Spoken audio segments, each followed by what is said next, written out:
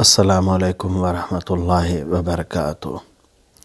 ترمذی شریف میں حدیث پاک ہے جس کے راوی حضرت عبداللہ بن عمر ہیں۔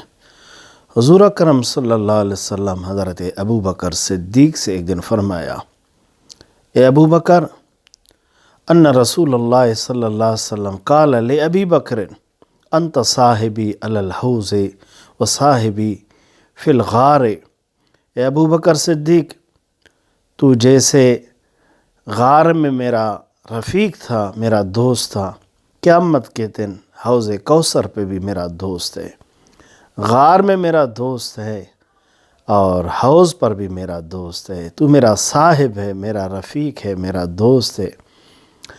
اور اسی طرح اللہ نے یہ مقام عطا فرمایا حضرت ابو بکر صدیق کو کہ آج بھی مزار مبارک میں قریب میں دامن میں حضور کے صاحب ہیں، حضور کے دوست ہیں، قیامت کے دن جب اٹھیں گے بھی حضور کے دوست ہیں۔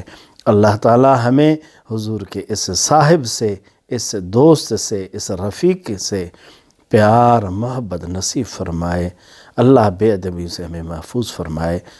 فقیر کو دعا میں یاد رکھیں۔ والسلام، خدا